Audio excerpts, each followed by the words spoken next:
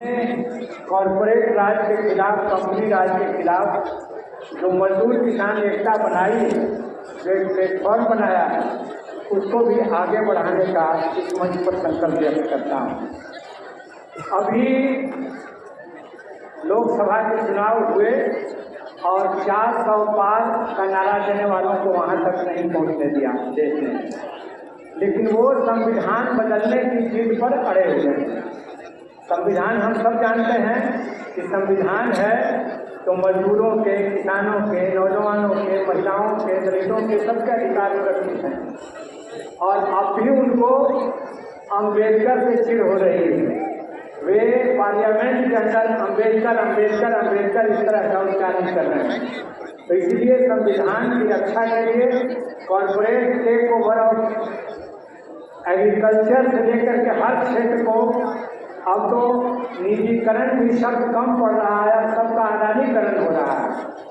और इस बार जब हमारे प्रधानमंत्री अमेरिका गए तो जिन मजदूरों को हथकड़ी और बेड़ी डाल करके भारत भेज दिया गया, देश के स्वाभिमान को तोड़ दिया गया, इस पर बात नहीं की प्रधानमंत्री ने, बल्कि ट्रंप ने उनके सम्मान में अडानी जी पर जो मुकदमा हुआ था, उस मुकदमे पर 6 महीने का स्टे लगा दिया। अब वे राष्ट्र की एकता की बात कर रहे हैं। राष्ट्र के स्वाभिमान को बेच देने वाले, उसको अमेरिका के पैरों में गिरवी रख देने वाले अब राष्ट्र की एकता का नारा लगा रहे हैं। तो ये बकवास बात है। उनकी नीतियाँ खुद विभाजनकारी हैं, देश को तोड़ने वाली हैं।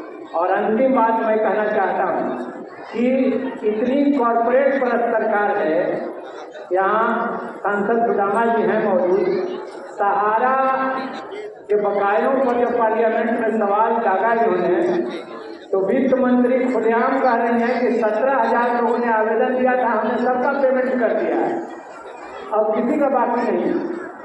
तो इतना खुलेआम ढंग से वो कॉर्पोरेट के परस्त हैं।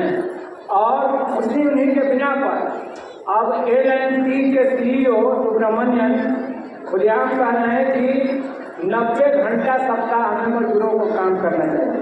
90 घंटा का मतलब 13×7 91 यानी किसी दिन छुट्टी नहीं और 13 घंटा रोज का काम।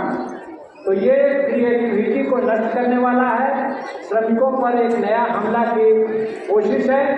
और इसके पक्ष में हमने देखा कई अखबारों ने, अंग्रेजी अखबारों ने खास तौर से एडिटोरियल पेज पर लिख मारे कि 13 घंटा और 16 घंटा काम करना क्यों जरूरी है। तो ये अंतर्राष्ट्रीय समझौता जो हुआ था 8 घंटा काम का, 8 घंटा आराम का, 8 घंटा मनोरंजन का, जिसको हम सब जानते हैं कि शिकागो आंदोलन की एक बड़ी चीज के रूप में भी बात थी, उसको ये उलट देना चाहते हैं। तो उनका आक्रामकता लगातार बढ़ रहा है।